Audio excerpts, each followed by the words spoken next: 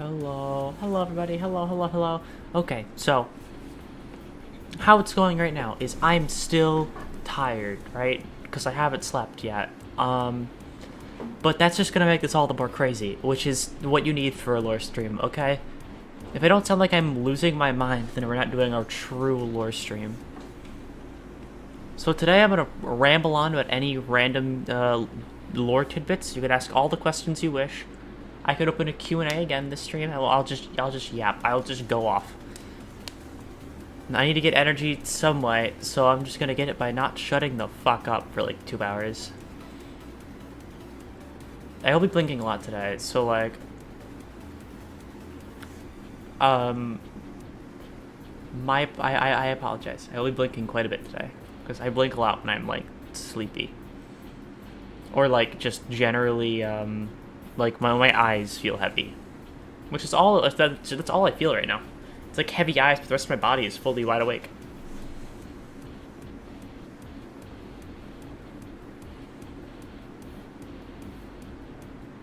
I'm doing great actually.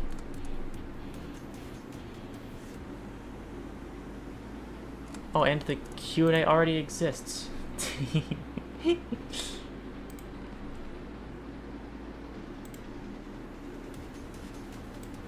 There you go. Okay.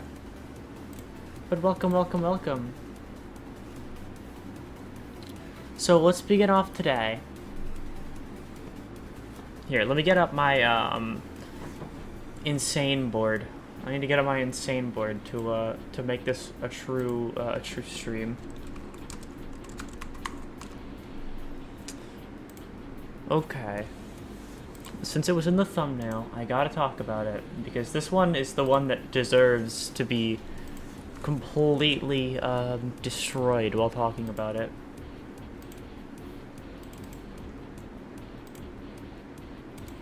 Welcome to the Guilty Gear lore. I will be pulling up a visual guide for each thing that's important, and feel free to ask all your questions about the Guilty Gear lore as time goes on. YouTube notes are awesome. No, that's the wrong button. I'm going to click that button. There you go. YouTube notes are awesome. Anyways, you got a free moment. This is what you've decided to do. Oh, welcome in, welcome in. So we're going to be talking about a bunch of silly lore. No way, it's Loon Good. In the flesh, actually. He's real. He's here. So today's day starts off with Solathan Bad Guy, or Frederick Balsara is his actual name. So this motherfucker was a scientist in like the Guilty Gear lore, right? At the very beginning, this dude was a scientist who worked on a thing called the Gear Project, which is all about making gears and stuff, right? It's like artificial race and all that stuff. That was kind of worked on by like, you know, scientists and stuff. Him, his girlfriend or lover at the time, Aurora, who's kind of his wife, and his business partner, Asuka, his like friend, Asuka R. Kreutz, that guy. This femboy. So those three are the main important ones for the rest of the story. So at the very beginning of time, before any of this stuff though, there was a guy called there's a guy who the creator of magic, I think it's called the Original, right? The Original made the Greater Will, which is this big sentient AI robot program thingy, which goes the way all robot programs go, where like they turn evil because they want to like kill you, because they're determined like, you know, oh, humanity sucks, let's just kill everybody. That's kind of how it goes. No way, Guilty Gear predicted ChatGPT. It so many years in advance. It's actually what ChatGPT is. It's actually in the backyard right now. The backyard is the real name of an alternate dimension in Guilty Gear. Yeah. The Original put the Greater Will in the backyard, which is this plane outside of reality, kind of, in its own dimension, where it tries to invade our dimension and kill us all. So, like, it's in its own little space, and it likes to fuck with people. So Asuka decided when he was talking to his best friend, Soul Bad Guy, he was like, hey, Soul, what if I turned you into a gear because it would be funny, and then Soul, he got turned into a gear, so he got turned into a gear, and then he came back in and looked like this now. He got like, the long hair and everything. His hair grew out and stuff. Nah, Cat GPT.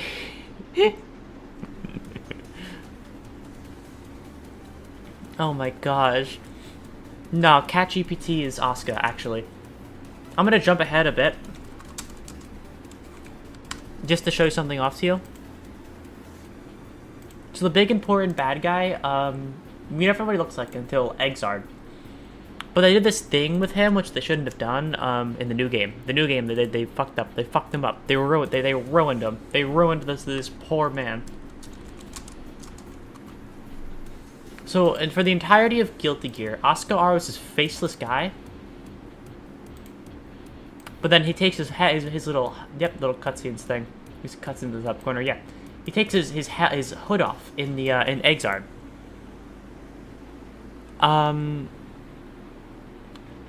And he had cat ears. This dude had cat ears. What happened when they introduced him to Strive? They stole from him. They stole from him what was rightfully his, and he doesn't have cat ears anymore. Okay, wait, please tell me that whatever passage exists to the backyard is called the porch. It is not. You take portals there. You have to take portals there. They cut off his cat ears in the new game. They literally, they cut off his cat ears.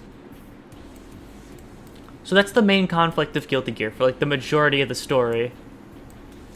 Asuka R, this guy who lost his cat ears, and Soul feud for, like, a majority of the story. These two just go at it. Because they're, like, hate each other. Because one did, like, he kind of, like, screwed with his wife, and also maybe probably nuked Japan. So, like, we don't like him, but we do at the same time. He's cool, but not really, but kind of, but not really. And then, but what this guy did was he was like, I'm gonna turn your wife into a mecha.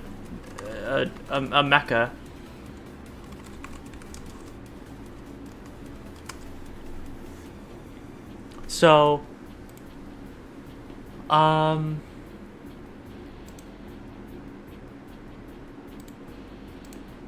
let me save this image. Perfect. And then this one. So basically, screwed with. No, he turned his wife into a mecha, to a monster. He was like, "Raw, you're having." So she had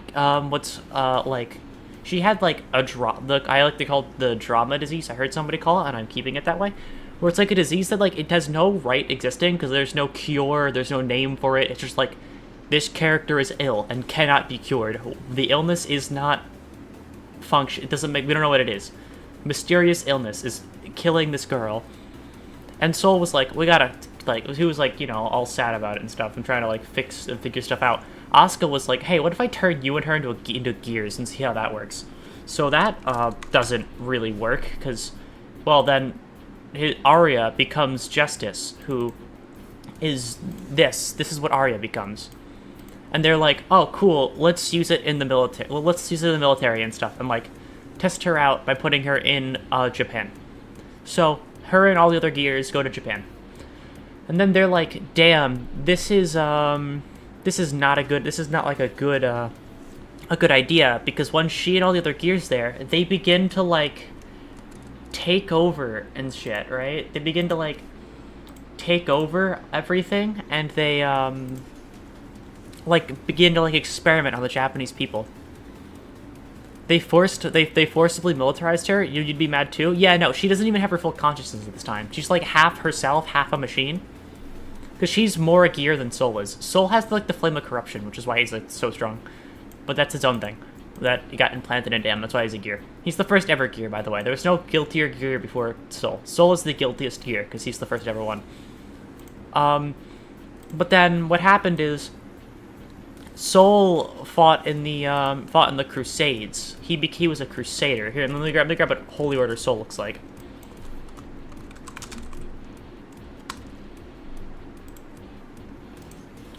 So he fought in the Crusades, which happened again. alongside his, like, basically, for the time, friend, right? Not really, they kind of, like, they're rivals, but they're, like, and he felt guilty because he let his wife turn into this? No, he feels guilty way later down the line. He's kind of, he forgets who he was for this time, because he became a gear and he kind of forgot a bit about himself, and he remembers it later. But he's kind of just, like, he's a mercenary now. He goes around and he, like, kills gears and stuff, because it's the whole Crusades and stuff. But for now, Soul Bad Guy is now order. He looks like this now. This is his appearance at this point in the timeline when this Justice is around. This is his appearance. He's Order Soul. He works for the Holy Order, and then him and he's kind of like butts heads with this other very important guy, the Holy Order, right? Because the thing is, Soul is hard to work with because he's like rough and he doesn't really follow orders and he does his own shit. He's a bad coworker, but the better guy of the two is this guy called Kai Kisuke, who these two work together in the Crusades.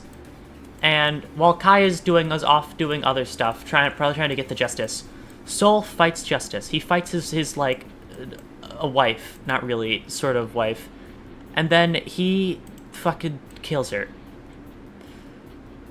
Whitebird the character, don't you dare do him dirty. You bet Soul's the type to steal lunches? Yes. He's also the type to make Kai's kid drink sugar water, because he's not gonna spend that kind of money. But so they kill Justice. She dies, right?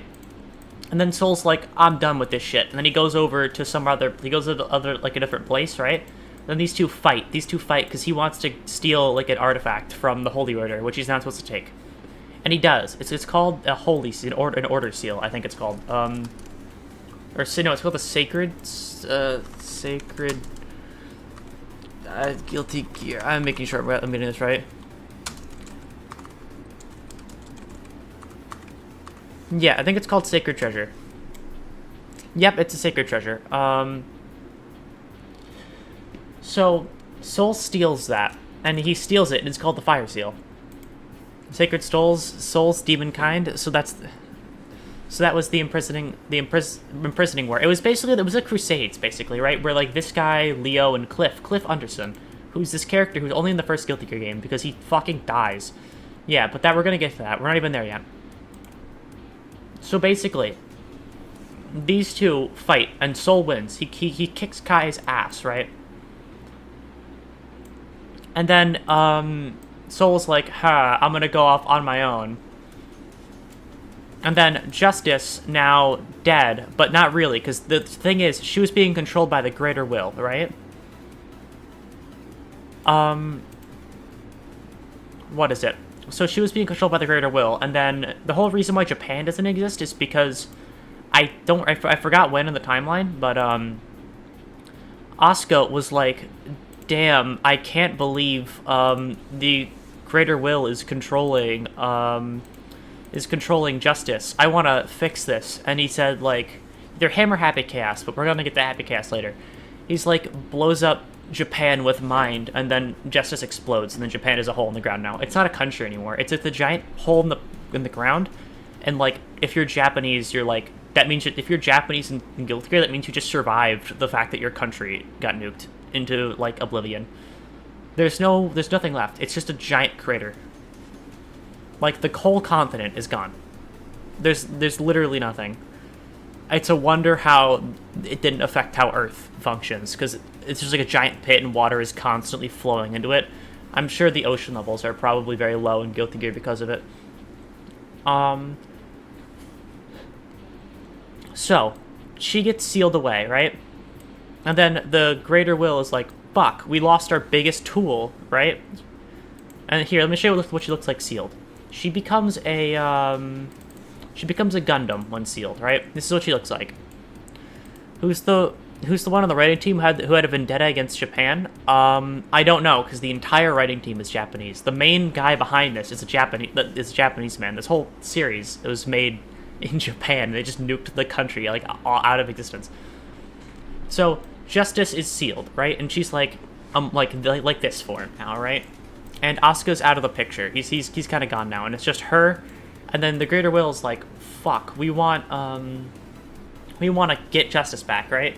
So what we'll do is we'll start like a tournament, right? We'll start a tournament to get people into to get people to kill each other, because the more deaths that there are, it gets justice closer to reviving, right? Like when a bunch of people die.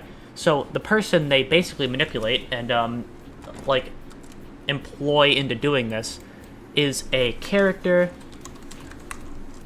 who is very well known for being real cool. Let me just download this image. There you go. So the character that gets introduced is a very popular character in the new game, but not in the older, still in the older ones, is Testament. So Testament right here has to like revive justice, right? Like that's their whole job. So they like try and like they start this tournament where all the fighters, all the main characters from the series, it starts like every other fighting game in a fighting tournament, right? And all the characters kind of like none of them make it all the way, right? None of them do it. The ones who makes it to the very end, of course, is now changed since he's not Holy Order anymore, and he's not what is it? But he's not but he's still like on his own. Mr. Okay, here you go. Mr. Soul Bad Guy is back. Soul Bad Guy makes his way back into the scene. Then he's like, actually, I should play some Guilty Gear music for this. I think that would only be right. Here, let me grab some Guilty Gear music. I think it would only be right to play Big Blast Sonic. Get up to rock, get up to burn, stand with the fight, ever feel your desire. So basically, is that good enough? I think that's good enough sound-wise. If it's too loud, let me know. I'll lower it a little bit. So basically, Soul fights Testament, right? And then beats Testament's ass, right? And Testament, like, is basically gonna die. And then Soul goes like, oh, well, and then, well, Testament says, what is it? Could be a touch lower, okay. How's that? How's that? I lowered it a bit more. That's good? Okay. So, Soul, kills Testament, and Testament says, like, you fool, I didn't say who had to die to revive Justice, right? And then Testament dies. And then Justice gets revived, like this, in this form. And Testament and Soul fight. And not only just these two, Kai Kisuke also fights in this battle. These three fight. Gender dies. Yeah, it's so terribly sad. They killed Testament. It's literally evil. But Justice, don't worry, Justice beats the shit out of Kai. So Kai goes away for now. He got his ass beat. So Soul kills Justice, right? And then remembers that Justice is his wife. That's just when he remembers. And then he's like, he remembers how, like, everything that happened, and then he feels guilty, and he's a gear. He becomes the guilty gear in the first game, because he feels guilty for killing Justice, his wife. So that's how the guilty gear happens. He's like, damn, I made a mistake. I mean, yeah, no, literally roll credits. This happens at the end of the story mode. This is the roll credits. This happens like at the very end. He becomes the guilty gear for his story mode, and then it ends. But then some time passes. Soul continues to be a mercenary, and then fucking XX Accent Core, all that shit happens, and I'm just gonna like be honest with you. I'm gonna like, well, no, there's one thing that I have to talk about before that, but like I'm gonna skip all that lore. I'm just gonna introduce all the important characters. Because all that lore is not fucking... I'm not doing that, okay? This is a... lore stream, I know, but like Accent Core, I don't even know what's canon in Accent Core at this point. All I know that's canon is that Soul Bad Guy still keeps doing his thing. But one thing that is canon is what happens between a new character who we will now discuss. Let me save this image.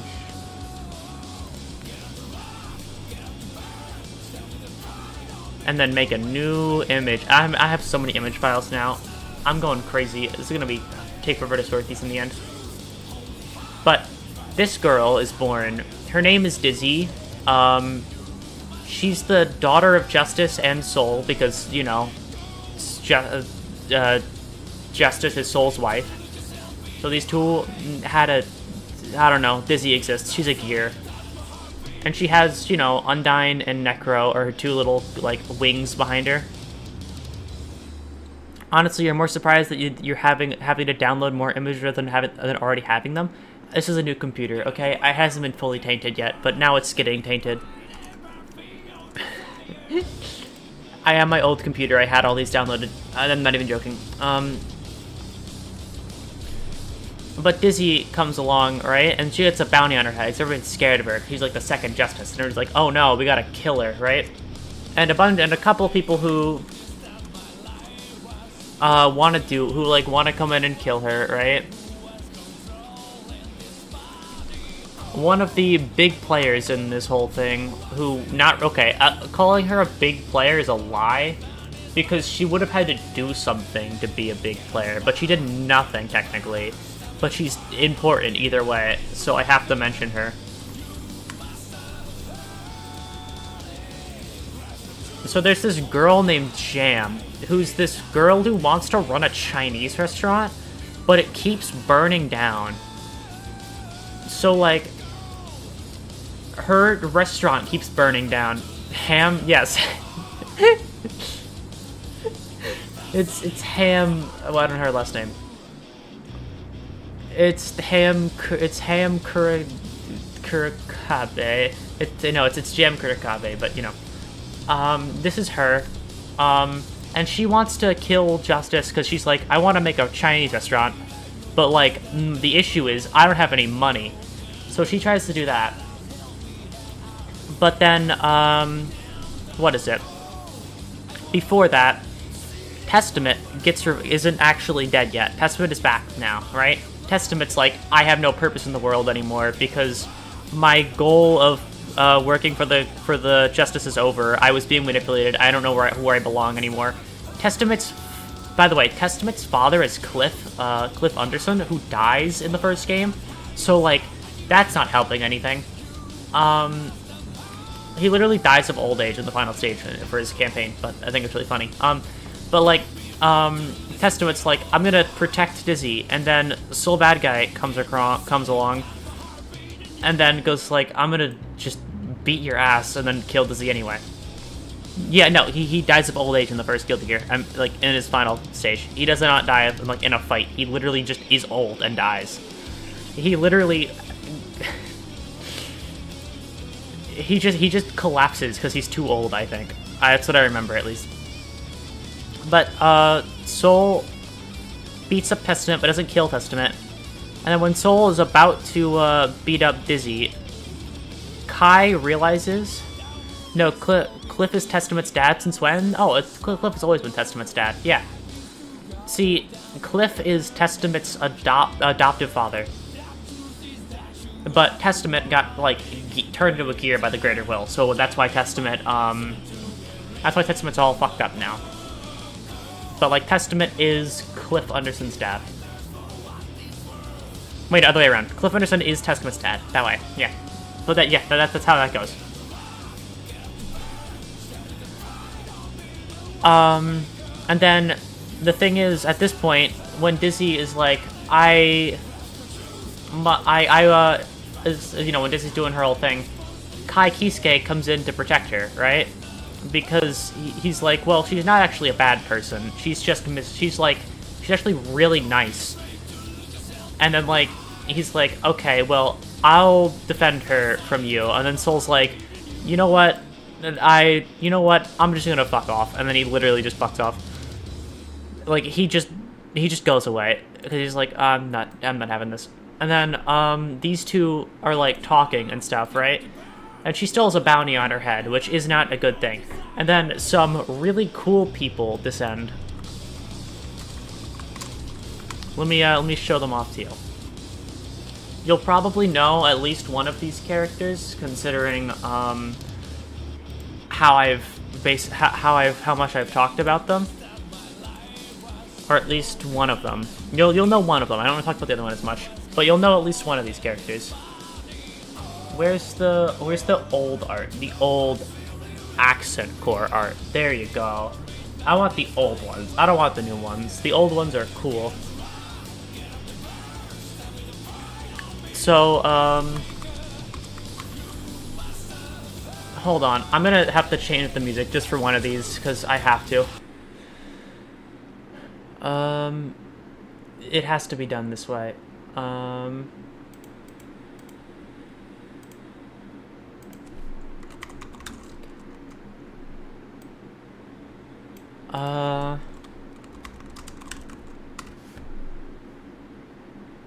Yep, okay. So, a cool guy arrives on the scene. Johnny arrives on the scene.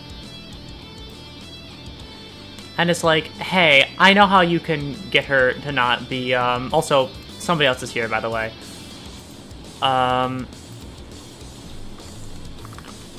And it's not over yet. Another fan favorite arrives. May is also here, because May goes wherever Johnny does. So these two arrive on the scene, right? And then, like, because, you know, then, like, Kai is, like, defending Dizzy. He's like, hey, back off, right? And then, here, I want to slip Kai over Dizzy, so that, yeah, okay. Kai's, like, defending Dizzy, right? He's like, back off, and then, Johnny's like, hey, she's still wanted, right? And we are literally outlaws, so, like, we could just take her, and then, you know, like, she'll just kind of live with us, and then, like, be a jellyfish pirate for now, right? While you sort things out. So then, these three decide, like, everybody here decides, you know what, and also Testament's here too. These guys all decide, you know what, that's a good idea. Let's let you go off with the jellyfish pirates and let that fix itself, right? So, Dizzy goes with the jellyfish pirates and then is gone now. That is why Dizzy is named Dizzy, because, the jellyfish pirates are all named after, she was named way before this, but, like, her name in the order. Every single jellyfish pirate is named after, a month of the year, and Dizzy is December. So if you are born in December and you want to match yourself up with a jellyfish pirate, you are Dizzy. So that's who you would match up with. So then these two just, I don't know, walk off. They don't really do much. And then a character I mentioned so much earlier comes back into the picture, because it's finally her time to shine.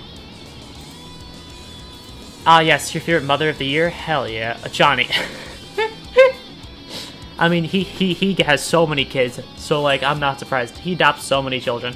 And then Jam comes around and says, well, shit, she's gone now, and nobody knows where she is. So can't I just claim the bounty?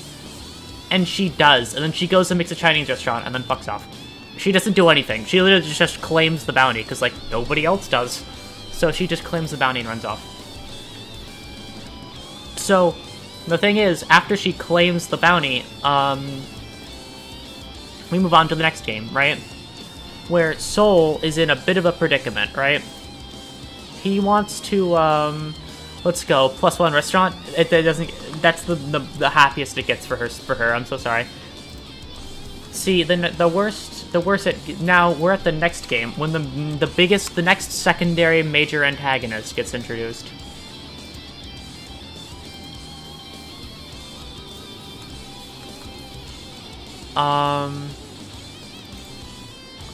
Ino arrives on the scene. And she works for Asuka at this point in the story, right? Yep, she's here now. She's real. And the thing is, she has this whole dichotomy with another character that I have to show off in his worst look. I'm so sorry.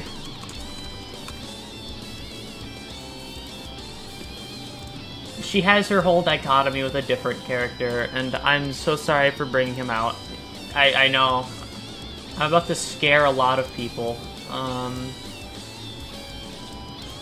So just brace yourselves. It's so small. Yeah, it's really small in this game. It gets bigger in Strive. That's kind of it. So the next guy that who's important to her story, and he was interested in the first game, but he didn't really do anything. But he's important here, kind of, mainly in Exarch, but not really. So Axel Lowe and her are connected. They're both time travelers. See, Axel Lowe is actually from British jump scare. This is what I scared you all. That's what I warned you all about. He's the most British man. He actually is from Britain. So let's switch back to some Big Blast Sonic. Actually, no, let's switch to Heavy Day. Actually, no, let's switch to Midnight Carnival, because we're at the time of the Midnight Carnival stuff. Midnight Carnival seems like the best one. Any high quality uploads of Midnight Carnival? I'll just take this one from 4 years ago. Yeah, this is Eno's old theme.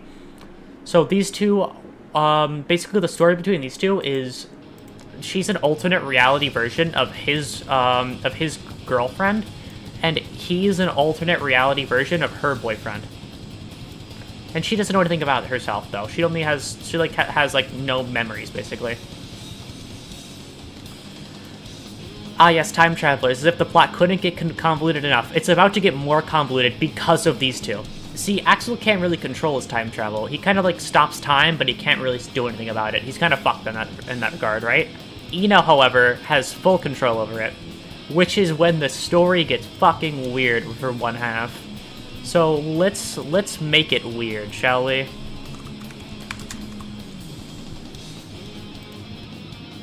Every time I think that you don't know everything about... Every time you think you know everything about Guilty Gear, you don't?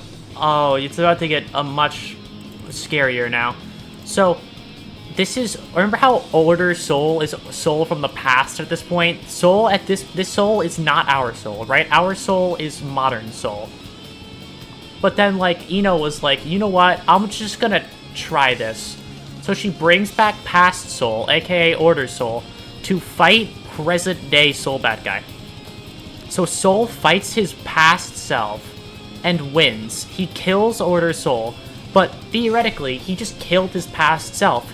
Shouldn't that, erase him from reality? It doesn't, because he's Soul bad guy. So let's move on, shall we? So that's what Eno does. That's what he does to him. And then he fights her again, and then she goes back to, she crawls back to, what is it? She crawls back to Asuka, and he's like, "Damn, I can't believe that you lost, right?" And he's like, "Well, you kind of fucked up a bit. You went a bit too crazy." And he tells her to rein it in, right? And then another character around this time who I keep forgetting the lore of, but they made about this one character who I don't even know if it's canon anymore, right? Well, probably kind of is. This association, I forgot the name. I'm so sorry. I'm a fake fan. This organization made, oh, there's another thing I have to talk about. Shit, set up for the future. God damn it, okay. So this organization, I think it's the post-war the War Council, I think, or something, around that, made this, this really popular character, a bunch of them, in the first generation of these characters. There was multiple, actually. But as it is now, there's only one left. And there was... See, these models got worse as time went on. Because the thing is, the first one was the most normal, but all the other ones were, really pervs and weird. Robo-Kai steps onto the scene and appears. And he's the opposite of Kai, right? He's the evil Kai, basically. And he's he's all his whole system is robots and stuff. Don't call Robo-Kai cringe. You're evil for that. And then Robo-Kai does something. He exists. This is important to know. He's a real character. So we move on from Robokai. I'm gonna stick him down here. So the next characters, multiple, that we need to talk about, because there are quite a few that I have kind of haven't mentioned for like the reason of I didn't need to yet, but now I do. So we're gonna have to get into this. Can I find a good picture of the old version of this character? Because all the other ones have backgrounds. I cannot. That's so sad. Okay. Wait, no, I have an idea. No, wait, no, there it is. Let me download all of these characters. So there's another important faction I neglected to mention,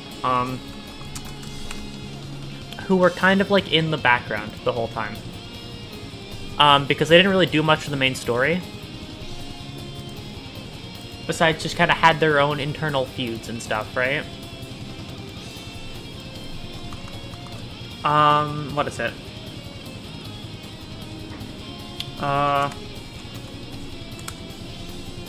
Here you go. Okay. No, that image is way too small. There you go. Okay. Cringy burned down. Oh, right. Robokai. Oh, wait. Robokai's burned down Rem's restaurant. I forgot about that part. Oh, they burned. Or listen. Jam's restaurant will burn down no matter what. Okay, that's her whole issue. Is she wants to make what is it? She wants to make a restaurant, right? But it keeps fucking up. Where did he go?